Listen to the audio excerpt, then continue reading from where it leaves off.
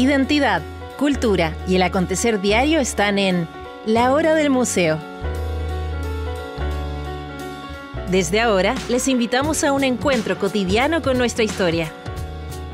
Aquí comienza La Hora del Museo, un programa del Museo Histórico Nacional y Radio USACH 94.5.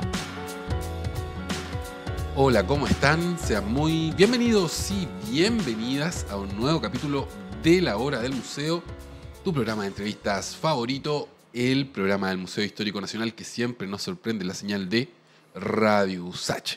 Y te cuento que el día de hoy es un día muy especial por dos motivos. El primero es que nuestro querido Museo Histórico Nacional, el museo que hace posible que exista este programa, La Hora del Museo, está cumpliendo 112 años de vida. Así que les quiero enviar un gran abrazo a todo el equipo detrás del Museo Histórico Nacional. De verdad, hacen un trabajo increíble y bueno, parte de ese trabajo también es La Hora del Museo. Así que, colegas, amigos, los quiero mucho, les mando un gran beso. ¿Y por qué también es especial este día? Porque el día de hoy vamos a estar conversando con el destacado artista visual Norton Maza acerca de su más reciente exposición. Se titula La necesidad de jugar y se puede visitar hasta el próximo 30 de junio en el Museo Taller del barrio Yungay, allí en la calle Compañía de Jesús, 2784. Si no han ido a visitar este museo, saque lápiz y papel, anote la dirección y vaya, porque la exposición de la que vamos a hablar el día de hoy está buenísima. Norton, qué gusto tenerte acá en La Hora del Museo. Muy bienvenido. Bueno, muchas gracias por la invitación. Siempre se agradece que los medios, digamos, difundan las artes visuales. Yo creo que es muy importante esa labor educativa, de enseñanza, de recorrido. Lo lindo que tiene el arte muchas veces, no muchas veces, siempre, digamos, es que no tan solo el lugar, sino el entorno. El museo es increíble, pero también el barrio. Esto es una aventura, es un paseo importante, digamos. Claro. La idea de ir a un lugar, ¿no? Tienes que ir, en este caso, al Museo Taller. Está en barrio Yungay, hay todo ahí conocer la ciudad a través de visitar museos, yo creo que es una muy buena experiencia. De pronto hay zonas donde uno no sabe que hay museos y va y se encuentra un museo, se encuentra una exposición y siempre un buen panorama.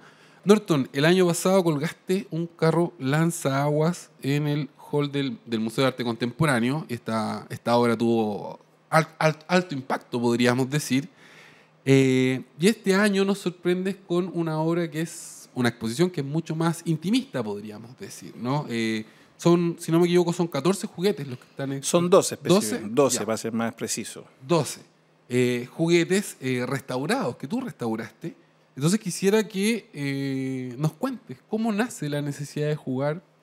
¿Por qué de este formato, digamos, gigantesco, ¿no? Una obra que te sorprende, pero mira, llegamos a algo que es mucho, yo siento que es mucho más íntimo y sé que tiene mucho que ver también con tu infancia, con tus recuerdos.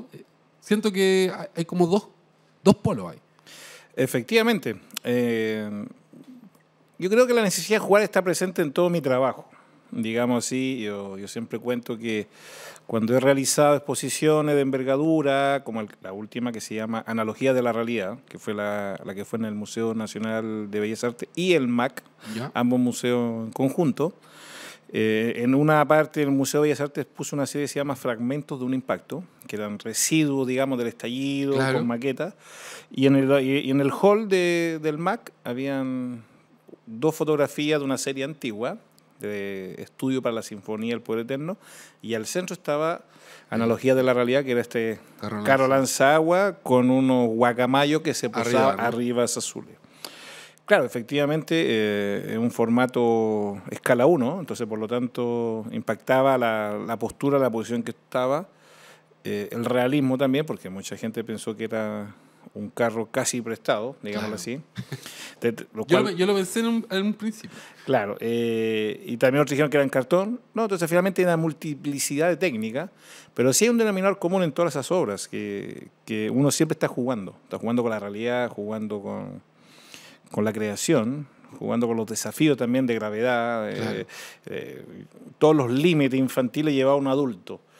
Y en este caso, que estoy exponiendo en el Museo Taller, es la misma lógica, pero a mini escala, digamos. Es como la escala inicial, que es cuando uno es niño y desde ahí uno proyecta un imaginario, una construcción también de una realidad al construir sus propios juguetitos. Uh-huh. Entonces, para mí es una pequeña intervención o obra que es muy personal, porque es yo reviviendo esos momentos de infancia, pero con una mirada de adulto. Entonces, es una obra que es muy reflexiva en torno a lo que puede generar emocionalmente. Claro. Y quiero ahora que repasemos un poco tu biografía, antes de ir, ¿no?, a la exposición misma, porque siento que ahí hay algo, una conexión bien importante. Bueno, partamos por el hecho de que tú naciste en Lautaro, pero luego, por el exilio, tienes uh-huh. que emigrar a Francia, ¿no? Quisiera que nos cuentes si tienes recuerdos de esa época, de tus primeros años en Francia. ¿Cómo...? Sí, efectivamente, nací en Lautaro, en la región de la Araucanía, un lugar increíble. ¿Cerca de Temuco? Claro, a 30 kilómetros antes de llegar a Temuco. Y increíble porque ahí pasa el río Cautín. Claro, y de un día para otro estar al lado del río Sena. pero la proporción es muy gigantesca porque en el sentido del ancho del río es muy similar, pero la proporción arquitectónica es diferente, porque aquí está el pueblito, el bosque, allá de pronto tiene no sé, el Louvre, montones de situaciones de ciudad. La única diferencia sí que cuando uno regresa a Chile después se percata que el río ya es un arroyo. Eso es terrible porque habla no sé, desvío de agua, no sé, sacando ripios. Ya no era el río que tú recordabas. O con mi padre me contaba, además que yo recordar. Y eso igual impacta, sobre todo a mi padre le impactó mucho ver en qué condición está el río. En el Sena sí, me acuerdo perfectamente. Lo que sí, lo curioso de todo, es que mi memoria empieza a funcionar objetivamente después que pisé París. ¿Sí? El mismo día, sí, como yo calculo unas 4 horas después de haber llegado al aeropuerto. ¿Qué edad tenías tú cuando llegaste? 5 años y medio. 5 años y medio. Claro, y me acuerdo que llegamos a un lugar X. Yo sé que entramos a una pieza, un dormitorio, unos camarotes, y ahí mis viejos o mi madre pusieron las maletas como, salimos de Chile. Y estamos acá, entonces no sé si será algo como de tranquilidad que me provocó como niño, no sé. Pero como que ahí empezó a funcionar mi memoria objetiva, digamos. Claro. Además, todo para allá es todo invento, porque no me acuerdo, ¿no? ¿Y la infancia en Francia? Estos recuerdos de esta primera infancia, no sé, uno a los 5 años está en el kinder, tiene como sus primeros mejores amigos. Así mismo, efectivamente. Para mí lo que pasa es que cuando llegó el golpe yo estaba muy chico, entonces siempre tuvimos muchos chilenas, digamos, en esos momentos, una vida muy inestable. Por lo tanto, no fui ni a pre-kinder, no fui ni a un jardín infantil, nada, no estaban las condiciones, habían otras prioridades. Entonces, en Francia es la primera vez que me dejan, digamos así, en una escuela, a los 5 años y medio, y mi primer vínculo social, digamos, con otros niños, en otro contexto. ¿Es en el colegio? En el colegio, y además con un idioma que no entendía nada. Claro. Además, encima llegamos a Francia, a Bordeaux en particular. Yo creo que a los 3 días me tiraron para el colegio. Entonces, fue una cosa así choqueante. Y ahí empecé a descubrir un mundo de idiomas, además, muchos inmigrantes, uno mismo. Entonces, ¿existía vida de barrio como la tuvimos acá? Porque ya no existe tanto, pero, por ejemplo, yo cuando era niño, mi infancia en Maipú, era muy de salir a jugar con mis amigos de barrio, ir a hacer exploraciones. ¿Y eso en Francia pasaba o era más similar a lo que nosotros vemos ahora, que es como la instancia de jugar con otros niños se da en el colegio, pero no en tu casa?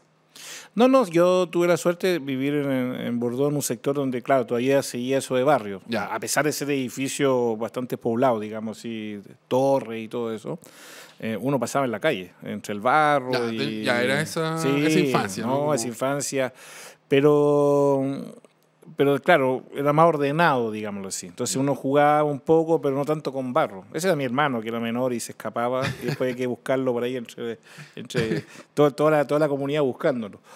Pero era un juego obviamente más controlado, con un juguetito de plástico, un autopedales. ¿Recuerdas juguetes que tuviste en Francia? ¿Algún juguete en particular? No en particular, pero sí momentos. Ya. Momentos muy lindos de romper un juguete en media hora, casi. a raíz del desafío de lanzarse, por ejemplo, un autopedal en una pasarela. ¿Ya? y queríamos ver el auto, nos regalaron para Navidad un tirarse en una pendiente, y era de mi hermano, entonces al final nos subimos todos como 3 arriba del auto, y obviamente no sobrevivió al único, a la prueba de fuego, porque claro, entre el peso y las paredes, y chocó al final con un árbol que se rajó. Quedamos castigados como una semana. O sea, el juguete le duró media hora. Media hora más o menos. Pero el recuerdo es súper... Es para siempre. Es para siempre, Yo claro. también, por ejemplo, me recuerdo, me regalaron un taca-taca de estos chiquititos para Navidad. Lo estrenamos la misma noche de Navidad con mis amigos del barrio y también duró media hora. Se le sacaron una palanca y ya no se... Es exactamente lo mismo. Y ahí Claro. uno dice, qué terrible, quedamos castigados. Pero yo no me acuerdo que me haya quedado castigado pensando, pucha, qué lástima que no podía jugar esta semana. Claro. No, me acuerdo del momento de lanzarnos en el carro, que esos son los momentos que vivimos. Esa adrenalina. Claro, y tirarse y ver cómo algunos se iban cayendo en el camino porque ya era como, parecía un circo. Hoy día hubiese sido un viral, ¿no? Si alguien hubiese grabado ese video, como unos niños en un auto bajando, se hubiese convertido en un viral. Norton, tenemos que parar, está muy interesante esta conversación, nos queda eso sí, harto tiempo para conversar con mi invitado del día de hoy, el artista Norton Maza y su más reciente exposición, muestra a la que los invito desde ya, se llama La necesidad de jugar y la pueden visitar en el Museo Taller del Barrio Yungay. Anoten esta dirección si no han ido, es Compañía de Jesús 2784. Nos vamos a una pausa y luego volvemos con más Hora del Museo.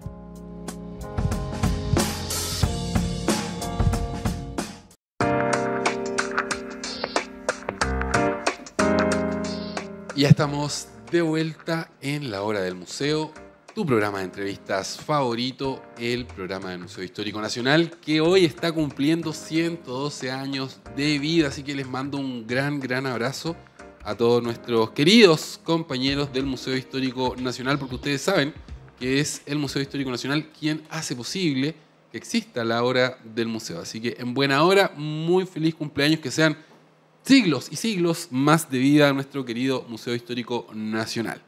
Y dicho esto, te cuento que el día de hoy estoy conversando sobre una exposición bien interesante, una exposición a la que los quiero invitar desde ya.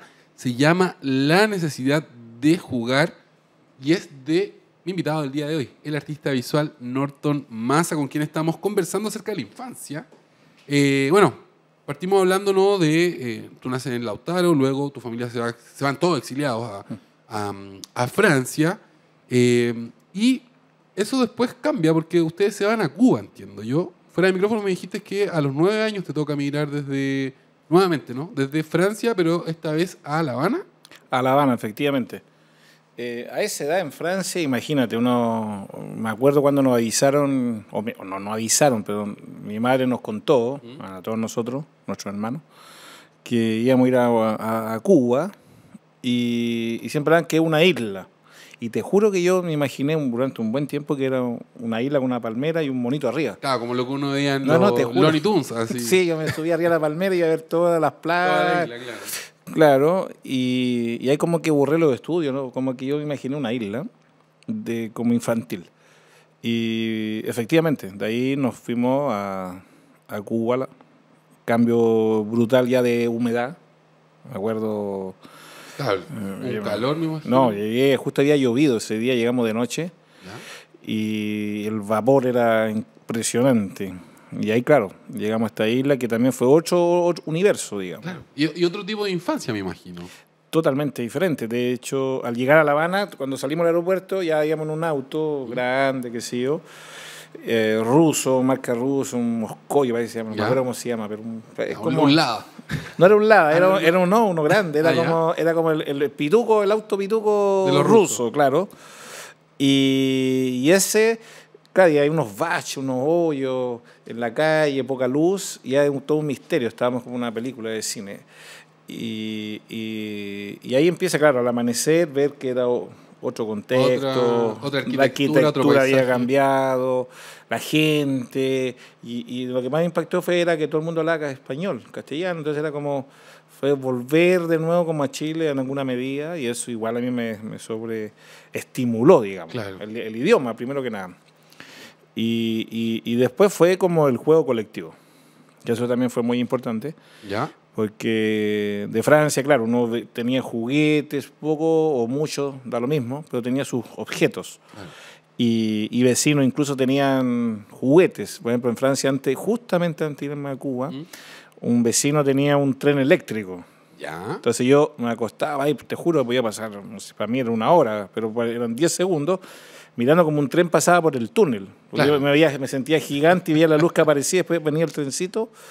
Y en Cuba eso, claro, obviamente no acontecía porque no había ese tipo de juguete. Pero sí había el otro juguete, que era el juguete imaginario, la cosa colectiva, jugar con la lluvia, con el barro. Te leí por ahí que en Cuba, por ejemplo, se organizaban y una vez al año recibían juguetes. Algo así, ¿no? Entregaban juguetes. Algo similar, claro. Y a ti tú siempre ibas tarde y te tocaban las bolitas. No, no siempre iba tarde. Lo que pasa es que me acuerdo que en uno de esos, claro, porque no es por orden de llegar, según que te tocaba, digamos, el cupo, qué sé yo. Bueno, eso tiene un objetivo, claro, obviamente, que era que todos los niños tuvieran acceso a un juguete, que era para el Día de los Reyes. Entonces, claro, ellos no celebran como nosotros en Navidad, que el juguete se abre la noche o al día siguiente, es como posterior. Claro, el posterior se entregaba por un bono, qué sé yo, entonces los juguetes ya, no sé, bicicleta, de todo. Y en una de esas me acuerdo perfecto, que como que llegué entre los últimos casi, entonces me tocó un paquetito de bolitas, o dos, pero me hizo súper bien, porque después gané el torneo de bolitas. ¿Ah, sí? Sí, en el edificio, algo muy muy humilde, pequeño, digamos así, pero muy significativo. No, para mí, hasta el día de hoy me acuerdo cómo jugaba las bolitas. Capaz que si hubiera tenido un juguete diferente, no hubiera sucedido eso. Entonces, jugué a las bolitas, hacía recorrido, hacía carreras bolitas. Hay muchísimas alternativas para jugar con una bolita. Y en esta época donde tú empiezas a hacerte tus propios juguetes, en Cuba, por ahí yo leí que, no sé, cortabas, por ejemplo, los palitos de una escoba y con eso hacías ruedas. Como esta necesidad de ir, porque, bueno, convengamos que en Cuba no había un acceso a juguetes como hay en Francia o como lo hay ahora en nuestro país, ¿no? Que uno va al súper y está lleno de plástico, está lleno de juguetes. Claro, así mismo. Uno puede pensar automáticamente en África, por ejemplo, cuando los niños hacen, no sé, motitos, autos, claro, son hermosos, pero con 3 palos, con 3 cosas resuelven algo. En Cuba, claro, pasaba eso en ese periodo, y uno que venía más encima de un país desarrollado, primer mundo, claro. Pero uno jugaba con los amigos a los palitos, que corría el agua, se llevaba carrera de barquito, qué sé yo. Y ahí uno empieza como a decir, oye, pero si al barquito lo puedo acomodar un poco, le pongo un plumaví, empiezo a tallarlo y empiezo a trabajarlo. Y ahí empecé a hacer mis primeros objetos, que en el fondo eran grúas, cosas así. Pero todas tenían como movilidad. Es decir, no era esto. Claro, quiero llegar ahí a este punto, ¿no? Porque en el fondo por ahí viene como esta necesidad del hacer, podríamos decir, o tú te das cuenta, ¿no? Que tienes esta capacidad de, con los distintos materiales que hay disponibles, ir creando pequeños juguetes que después se van a convertir en pequeñas obritas y que vamos a terminar, digamos, con un lanzagua en el hall del museo. Justamente ¿Va por ahí? Va por ahí, no me di ni cuenta, empecé a hacer mis propios juguetes, como otros niños, pero de pronto me obsesioné en tratar de que funcionara mejor la grúa, que girara, que subiera con una cuerdecita subiera algo. Entonces jugaba en la mañana, ponte un rato, después del colegio, pero lo ponía sobre el televisor, que era una gran tele que había, claro, Caribe, una antigua, que era un bloque, era un muro, y los ponía arriba y los observaba casi como si fueran esculturas. Entonces he pasado de juguete a observarlo, a ver cómo lo podía mejorar. Y en ese periodo también dibujaba mucho. Siempre dibujaba mucho. Entonces había como una relación inconsciente de la artística, ¿no? Esta cosa la escultura, cosa el dibujo. Pero también hay algo como de ingeniería, ¿no? Porque tú me decías, hice una grúa, pero le puse la cosa. Hay un desafío muy técnico, porque esa ingeniería está sometida también a la escasez de recursos. Entonces, la ingeniería se supera, digamos, el desarrollo de hacer un objeto que tenga una movilidad con el ingenio. Entonces ahí empieza lo que sino las carencias genera ¿cómo se puede decir? La creatividad. El ingenio, claro. El ingenio y la creatividad. Y en Cuba eso es muy común. O sea, muchas cosas que son concebidas para algo y después terminan siendo otra cosa. Se le da otro uso. Otro uso. Y en este caso pasaba lo mismo. No había ferretería, no había nada. Entonces, hasta los clavos se reciclaban. No, todo se reciclaba, un tarrito, un clavo todo oxidado, distintos tamaños. Me acuerdo que había un taladro que parecía una centro nuclear, así como atómica. Y cuando me ayudaban a hacer los hoyitos, había que hacer los hoyitos porque después me di cuenta de que no podía clavar porque si no se quebraba el palo, entonces buscando cómo resolver. Claro. Y me pasaba mucho con las ruedas, entonces ponía un clavito, entonces la rueda para que girara tenía que ser el orificio mayor que el clavo, entonces pedía ayuda a los adultos para que me ayudaran a hacer el hoyo, qué sé yo, porque realmente era como una... Parecía esto para aplastarle el cemento. Ya, una aplanadora. Una aplanadora. Entonces, eso, claro, obviamente hace que no tan solo yo, sino todos los niños tengan una capacidad, ¿no? Como sí, de una sensibilidad con los inventiva. materiales, tocar, y a pesar de eso, seguir haciendo creaciones. Y eso creo que es fundamental. Y eso es lo que se ha perdido hoy en día. Eso es lo que se ha perdido mucho, claro. claro. Hoy en día pasa que el PlayStation o otro tipo de teléfono, juego, o que... el teléfono, claro, el teléfono, en fin, ya no se interactúa como se interactuaba mucho en aquellos tiempos. Oye, y me llama la atención porque, bueno, pensando, yo soy tu familia, tu papá y tu mamá. Digo, mi hijo está haciendo cosas, inventando. Voy a pensar inmediatamente, hoy puede ser un tremendo ingeniero, un tremendo arquitecto. En tu caso, ¿siempre lo tuviste como claro de chico, así como que te querías convertir en artista? ¿Ese era el mundo que te gustaba? ¿O en algún momento también estuvo como esta otra idea de, bueno, voy a estudiar ingeniería o arquitectura, una carrera más tradicional, claro, considerando los talentos que ya manifestabas de niño? No, yo nunca tuve nada claro. Ya. Lo que sí me generaba emoción. La primera vez que fui a un museo que me acuerdo así, perfecto, cuando entré, por donde salí, todo el día, fue en París, en el Louvre. Ya. Tenía alrededor de 8 años y eso me marcó.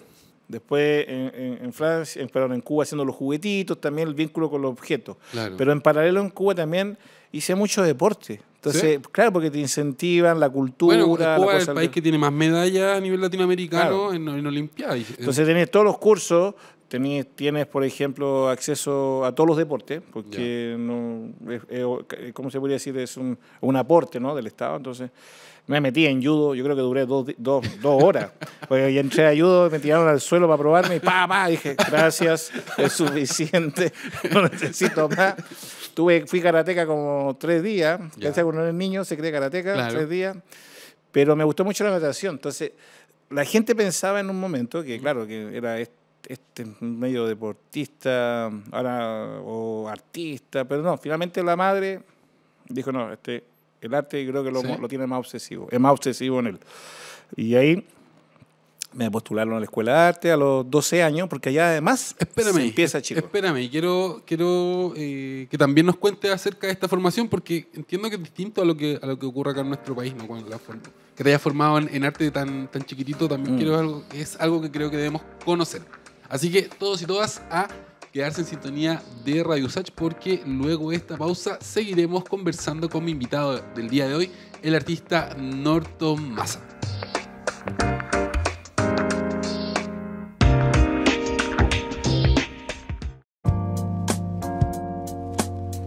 Ya estamos de regreso en tu programa de entrevistas favorito, La Hora del Museo, el programa del Museo Histórico Nacional que hoy está de cumpleaños, son 112 años de vida los que está cumpliendo el Museo Histórico Nacional, así que les mando un gran abrazo a todo el equipo, ¿no?, que hace posible que exista el Museo Histórico Nacional, que a su vez es la entidad que hace posible que exista la Hora del Museo. Y les cuento que el día de hoy estoy teniendo una animada conversación con el artista visual Norton Massa, quien está exponiendo en el Museo Taller. Esta exposición se titula La necesidad de jugar y ustedes la pueden visitar en la calle Compañía de Jesús 2784. Si no conocen el Museo Taller, bueno, ahí tienen una gran excusa para hacerlo. Norton, sigamos avanzando en esta historia porque tú en Cuba comenzaste a estudiar arte de manera formal. Entiendo que tú en el colegio terminas titulándote como profesor de dibujo y arte. ¿Es así? Así es, a los 19 años. Que eso es algo que en nuestro país no pasa, digamos, porque uno sale del colegio con 17, 18 y entra a hacer la licenciatura en arte. Y ahí hace la pedagogía y puede ser profesor de arte. ¿Cómo funciona en Cuba? O en tu caso, no sé si habrá cambiado ahora, pero cuéntanos cómo... Claro, efectivamente. Por lo menos en aquel periodo, primero que nada son por aptitudes. Ya. Partamos de eso, que es muy importante. Siempre hay uno que otro apitutado, eso es indudable, o por problemas políticos, claro. O si no problemas, sino por vínculos políticos, puede suceder. Pero se supone que es por actitudes, entonces por lo tanto desde niño te van las artes, algo que se llega de muy precozmente, digamos. Claro. Entonces es como el deporte, la música, otra rama del arte, que el pianista de muy niño. Entonces lo que te permite eso, que como son distintos niveles de enseñanza, y yo comencé mi primer taller a los 11 años, que era una escuela diurna, digamos, que después el colegio partía los martes y jueves, pero después postulé a la Escuela de Bellas Artes, que es a los 12 años.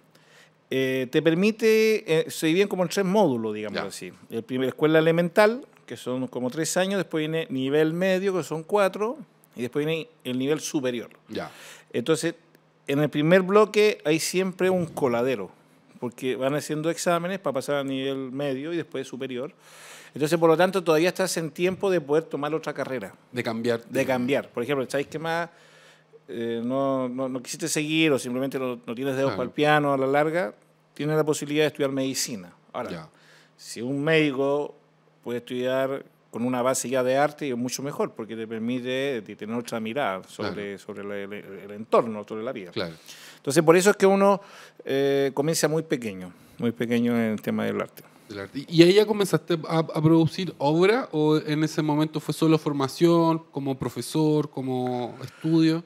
No, si uno produce, yo me acuerdo que estuve en una escuela en Camagüey, al oriente de Cuba, digamos, al centro de Cuba, y yo estaba becado ahí, tuve 2 años y era una escuela de artes visuales y ballet, y ahí yo, como me quedaba internado, pasaba toda mi vida ahí en la escuela, produje un montón de pintura. ¿Sí? Y claro, y era mi forma de poder como canalizar los tiempos libres. Pintando como loco. Y No haciendo maquetas, escultura. No, pintando. Yo soy licenciado en pintura, claro. Pero igual la escuela es tan completa, como uno empieza tan niño, en paralelo hace escultura, grabado, es muy completa. No hay apuro, porque como son tantos años, va a ir trabajando desde el oficio, que es un punto muy importante. Lo que importa es la técnica, el oficio, y a medida que pasan los años te van liberando. Digo, esto es muy importante porque el museo taller tiene que ver con eso, con el oficio, donde estoy exponiendo. Bueno, y como a los 16 años ya tenía una sartalada de pintura, cual de todas más extraña, que al final los profesores deciden hacerme una exposición. ¿Ya? ¿Con 16 años, y me dicen, vamos a hacer en el Museo Ignacio Gramonte, un museo colonial de Camagüey, deciden el ala izquierda, digamos, del edificio a la entrada, convertirlo en una sala de exposición de arte contemporáneo. Entonces sacan una serie de cosas, archivos que tenía, y es un edificio colonial, y ahí expuse como 12 obras. Ya. Y tenía 16 años, fue mi primera exposición individual. ¿Tu primera exposición? Claro, pero fue producto de un accidente, no porque quería hacer... Era el accidente, era que te tenía que matar el tiempo. Entonces mataba el tiempo pintando, y ahí se me fue la obsesión, digamos. Y luego viene el retorno a Francia, ¿no? Entiendo que te vas a hacer después el posgrado en Francia. Así es. Y quisiera que nos cuentes cómo se conecta esto en tu carrera como artista.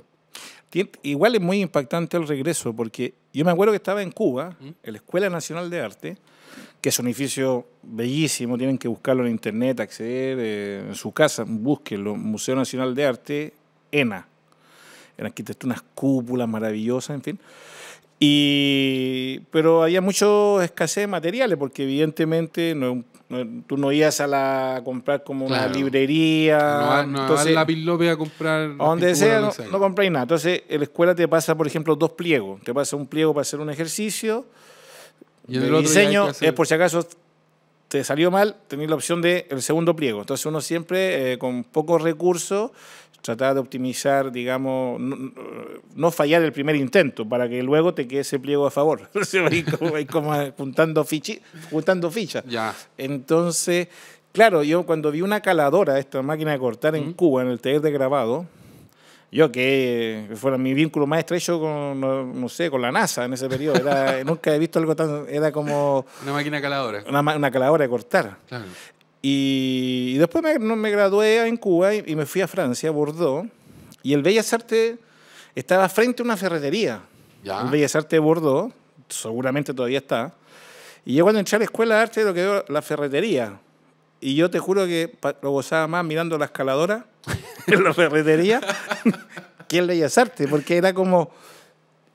no había una caladora, habían distintos tipos de caladoras. Entonces para mí eso era algo brutal, era como, no puede ser, y ahí empieza el problema, el contraste. Claro, el contraste con los materiales, el contraste con la realidad, con la riqueza, el país, todo. Ahí empieza recién la cabeza a decir, hay algo aquí muy extraño. Claro, entre esta sociedad de la abundancia, ¿no? Y esta otra sociedad que está con más escasez, ¿no? de cosas materiales, digamos. Claro, de herramientas incluso para poder construir una idea, digamos. Claro. Entonces, para poder fabricar algo, incluso en modo de autonomía. Entonces, si sabes que en mi casa quiero hacer una mesa, hasta ya tenéis falencias, porque no tiene la herramienta adecuada, no tiene la plancha, no tiene un montón de cosas. Y luego, bueno, viene otro hito, pues que te viene después de terminar el posgrado, te vienes al Chile de los 90, ¿no? Tú volviste el año 94, si no me equivoco. Así es. Y tengo muchas ganas de saber, bueno, con qué te encontraste, porque, digamos, Francia, Cuba, Francia, y luego de vuelta a Chile, un Chile que, digamos, pienso yo que no conocías tanto, y por otra parte que es una época bien especial, porque es la época del retorno a la democracia, hay como toda una apertura, pero en la medida de lo posible. Entonces, cuéntanos, ¿cómo lo recuerdas? ¿Cómo lo sentiste? ¿No? Estaban pasando muchas cosas en esa época. No, sí, fue un momento muy complejo para mí porque estaba en Francia, seguía pintando, pero todavía no tenía resuelto una obra. Le daba ahí, pintaba.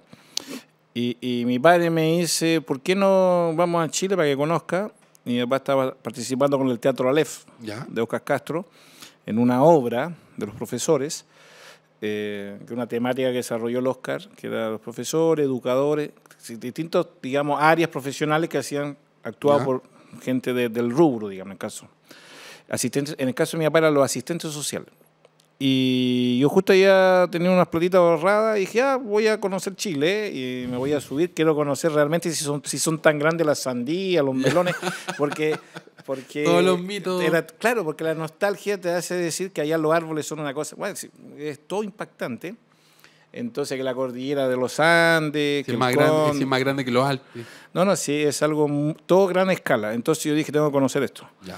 Y ahí vinimos con el Teatro Aleph a Santiago, y ahí dije, bueno, me voy a quedar y ahí un tiempo y finalmente todavía sigo acá, digamos. Pero sí fue un choque bastante difícil, complejo, porque en aquellos tiempos me acuerdo que todo el mundo andaba vestido como de gris, claro. Y el cabello corto, no había café hacia la calle, y eso me choqueaba mucho, porque en Francia había, no sé, cafeterías, todo. Había más que nada esto es fuente de soda. Entonces era todo para hacia adentro. Hacia adentro, claro. Claro, entonces era muy particular. Yo llegué con el pelo así, parecía, no sé, el cantante Slayer, el Tom Araya. Y llegué en modo Tom Araya. Claro, Tom Araya, pero con zapatillas violeta, con un short anaranjado. Y una polera violeta. Entonces todo el mundo me miraba y yo súper incómodo, era como raro, con un acento muy raro entre cubano y francés. Claro. Entonces pero igual así todo logré superar ese obstáculo. Y acá espérame, tenemos que parar, pero quedamos en un punto súper importante de esta conversación. Lamento tener que parar, pero el formato lo pide. Vamos a hacer una breve pausa y luego continuamos con mi invitado del día de hoy, el artista visual Norton Massa.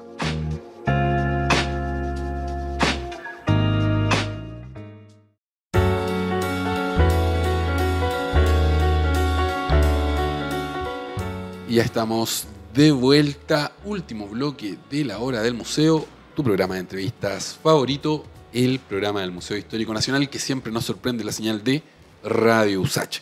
Y te cuento que el día de hoy estoy junto al destacado artista visual Norton Massa, con quien estamos conversando acerca de su más reciente exposición. Se titula La necesidad de jugar y ustedes la pueden visitar hasta el día 30 de junio en el Museo Taller del barrio Yungay, ahí en la calle Compañía de Jesús 2784. Norton, en el blog anterior quedamos, ¿no?, en tu regreso a Chile, en este Santiago de los 90, tú nos decías que te sorprendió un poco que toda la gente se vistiera con colores oscuros, ¿no? Imagino como Santiago gris, el pelo corto. Sí. Y bueno, ¿cómo te comienzas a integrar tú en la escena de artes visuales de nuestro país, siendo que no habías tenido formación, digamos, en ninguna de las universidades tradicionales de acá? Entonces, También me interesa saber eso, ¿no? ¿Cómo te fuiste metiendo al...? Fue muy difícil, muy, muy difícil. Yo creo que todavía me cuesta. ¿Sí? Sí, independiente de que exponga y todo. Porque yo finalmente tuve una educación diferente. Claro. En Francia, Cuba, no, y además socialmente hablando, un vínculo interrelacional entre los grupos humanos totalmente distinto. Y además la enseñanza, porque aquí cuando yo llegué me percaté que el mundo del arte se movía mucho ligado a las universidades. Entonces los profesores que habían eran los mismos jurados. Entonces de pronto alguien me dice, vamos a un concurso de arte joven en una universidad. Entonces yo fui y pregunto, ¿quién ganó? Mira, ganaron 2 de esta universidad y 1 de la otra universidad. Claro. Entonces uno dice, no, pero ¿quiénes son? Ah, no sé, pero este año les fue mejor a una universidad que a la otra universidad. Entonces ahí era como muy raro. Era como, pero que estamos premiando las universidades o la obra. O la obra. Y eso ahí me di cuenta de la importancia de ese mundo, ¿no? Educativo, circuito artístico. Claro, yo estudié afuera, entonces era muy difícil entrar. Entonces logré exponer en Francia justamente una obra que se llama La necesidad de jugar, pero la primera. ¿La primera? La primera que hice y ahí... A raíz de eso, obviamente he hecho unas pequeñas intervenciones acá, pero no tenía todavía mucho espacio. Y en Francia se dio esa posibilidad y cuando regresé con esa exposición se me abrió fue un poquito más fácil, digamos. Claro. Y ahí empezó de a poco y eso. Vamos ahora con la necesidad de jugar, estos juguetes, el Museo Taller. Bueno, hay muchas cosas acá en juego, podríamos decir. Por una parte, quiero que nos cuentes acerca del proceso de restauración de los juguetes. ¿De dónde llegaron estos juguetes? ¿Con qué materiales los restauraste? Trato de hacer el ejercicio que hacía cuando niño, con poco de recursos, intentar darle una vida útil a un objeto roto. En este caso, un juguete. No es solamente ponerle una rueda si le falta o agregarle un accesorio mayor, sino que realmente funcione, tenga movilidad. Sí, efectivamente. No estoy diciendo que vaya todo el mundo y lo toque, porque si no ya... ¿Se puede jugar con los juguetes o están ahí...? Claro, cuando vayan allá, por favor, traten de no tocarlo. No, pero verdad, funciona todo. Entonces, hay un sistema de ingeniería básica, precario. Pero que funciona. Claro, funciona. Y son objetos comprados en ferias. Pero tú los buscaste. Otros son regalados y otros son, no, más que nada, regalados y comprado como 2 o 3 que no encuentro hermoso. Y digo, oye, está roto, no importa, yo lo llevo y lo restauro y qué sé yo. Y esta exposición, claro, es ese ejercicio que tenía cuando niño, porque cuando yo empecé a hacer, después de haberme estudiado arte y todo, me costó mucho hacer un tipo de obra. O encontrarme, ¿para qué estudiarte? Si al final soy pésimo en lo que hago. ¿Y para qué? Y era finalmente hasta que un día me hice la pregunta, ¿por qué estudiarte? Y ahí me acordaba de aquello, que mi madre me veía hacer los juguetitos y todo. Entonces yo me dije, a lo mejor tengo que seguir jugando. Entonces lo que hice fue dejar de ser el artista buscando la obra maestra que no servía de nada. Dije, ¿sabes qué más? Voy a seguir jugando.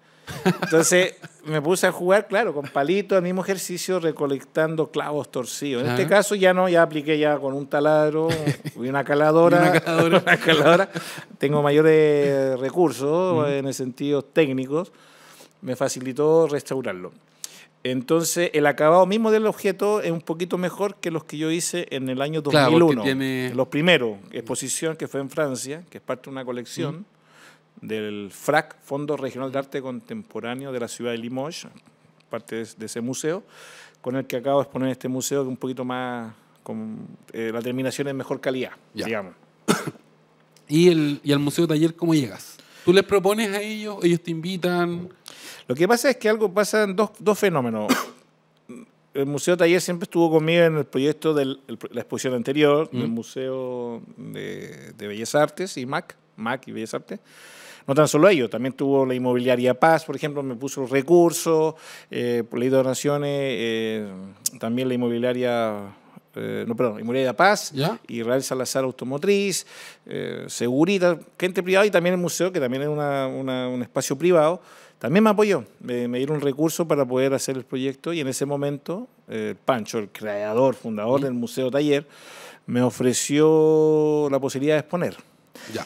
Y yo dije, pucha, no sé, bueno, ya, démosle. Ese fue el agente técnico porque mi idea era no exponer más, una individual. Claro. ¿Por qué lo digo? Insisto, porque el esfuerzo fue muy grande para hacer la exposición del carro parado. Claro. Y la vuelta es muy pequeña. Entonces, mucha energía destinada a crear una obra y cuando después uno siente una especie de frustración de tanta energía y la gente no sabe aprovechar, por ejemplo, el museo muchas veces estuvo cerrado, y en realidad fueron 2 meses, pero después un mes. Claro. Técnicamente, recursos tampoco habían, entonces hay una precariedad y dije, ¿para qué tanto esfuerzo si al final es como que ya pasó? Es como que viene un tornado, se mueve algo y sigue y no pasa mucho. Entonces, pero en el caso del Museo Taller yo dije, vamos, y yo creo que es el lugar. Y ahí hice este proyecto, por la madera y todo eso. Y para mí el museo es realmente un paraíso, lo que sucede ahí, el oficio, la energía. Es un museo que vale la pena conocer. Es un museo increíble, más encima en un lugar, en un territorio también muy importante, y que es el barrio Yungay. Claro. Y también vale mencionar a Marcela, que me fue la curadora, que también me envió. Entonces, todo eso lo que sucedió ahí es muy, muy bonito y en el contexto.